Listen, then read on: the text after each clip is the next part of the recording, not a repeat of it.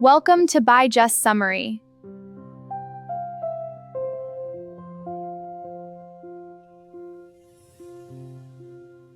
It began with a knock on the door in the middle of the night. Zac Brettler had not been sleeping well. Her 19-year-old son Zac had left the house 2 days earlier, telling her he was going to stay with a friend. Something in his voice had felt distant, but she told herself not to worry. He was 19. He needed space. When the police officer stood on her doorstep and said the words, "We're very sorry, but your son has died," the world she knew simply broke in two. Zac had fallen from a balcony into the River Thames. The building was called River Walk, a tall, expensive tower in Pimlico, directly across the water from MI6 headquarters. Surveillance cameras had captured him stepping out onto the fifth-floor balcony alone in the early hours of November 29, 2019. He had paced for a while. Then he had jumped. In the days that followed, Rochelle and her husband Matthew moved through the world like people underwater.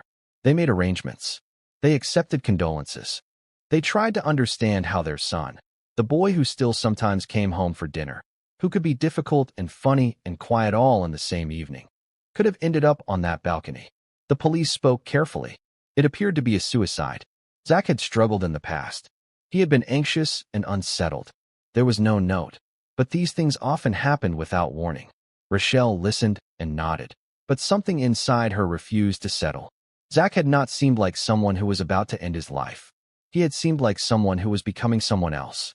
The truth began to surface in small, painful pieces. Zac had not been staying with a friend that weekend. He had been living another life entirely. Under a different name, Zac Ismailov, he had invented a wealthy Russian father and a fortune that did not exist. With this false identity, he had stepped into a world of private clubs, fast money, and dangerous men. He had become close to a smooth, ambitious businessman named Akbar Shamji. Through Shamji, he had been introduced to a man known as Indian Dave, a figure with a long history of violence and criminal connections. Rochelle and Matthew slowly realized they had been living with a stranger. Their son had lied to them for months. He had spent time in apartments and nightclubs they had never heard of. He had told elaborate stories about who he was and where he came from. The boy they thought they knew had been performing a version of himself that existed only in his own imagination, and in the imaginations of the people who let him keep pretending. What hurt the most was not just the lies. It was the realization that Zac had been lonely enough, or desperate enough, or lost enough to believe he needed to become someone else in order to matter. The night he died, Zac was inside Indian Dave's apartment at River Walk. No one knows exactly what happened in those final hours. The footage shows him stepping onto the balcony alone. There is no clear sign of anyone forcing him. But the questions that would haunt his parents for years began immediately. Why was he there? What had gone wrong? And had someone, somewhere, decided that this young man who had lied his way into their world had become a problem? Rochelle and Matthew could not accept the simple story the police seemed content with. They began asking their own questions. They hired investigators. They spoke to people who had known their son in his other life. They pushed for answers and met resistance at almost every turn. Scotland Yard treated the case as a likely suicide. Doors that should have opened stayed closed. Powerful men gave vague statements or said nothing at all. The more the Brettlers learned, the more they believed their son had been caught in something much larger and darker than they could have imagined. London, they discovered, contained two cities at once. There was the London most people saw, busy streets, expensive restaurants, beautiful buildings. And there was another London, quieter and more dangerous, where money moved in shadows, where status could be bought and sold, and where young men like Zac could be used and then discarded. Zac had wanted to belong somewhere. He had wanted to feel important. In the world he had entered, those desires had made him useful for a while, and then, perhaps, expendable. The coroner's inquest took place years later, in 2022. By then, the Brettlers had already lived through the worst of their grief and were still living inside it. They listened as evidence was presented and arguments were made.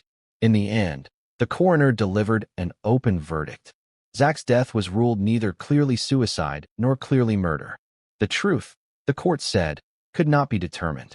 For Rochelle and Matthew, the verdict changed nothing and everything. It gave them no closure. It gave them no one to blame. It simply confirmed what they already knew. Their son had died in circumstances that would never be fully explained. In the years since, they have learned to carry two versions of Zac at the same time. There is the son they raised, the one who still lived in their memories and in old photographs. And there is the young man who stepped onto that balcony, the one who had been living a life they were never allowed to see. They love both versions. They grieve both versions.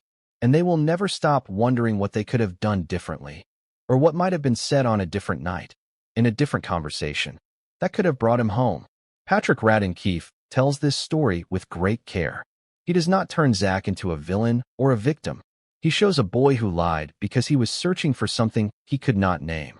He shows parents who love their son fiercely and still could not protect him from the world he chose to enter. He shows a city that is beautiful and cruel at the same time. A place where dreams of wealth and status can pull people under as easily as the cold waters of the Thames. There is no dramatic final scene in this story. No arrest. No confession. No moment where everything suddenly makes sense. What remains is quieter and more lasting. A mother and father who still say their son's name, who still feel the shape of his absence in every ordinary day, and who refuse to let the world forget that he had once been here. Zac Brettler fell on a cold November night in a city that did not stop moving. His parents are still standing in the space he left behind, still asking questions the world has chosen not to answer. And in that space, between what is known and what will never be known, lives the real story of love, loss, and the dangerous things young people will do to feel like they finally belong.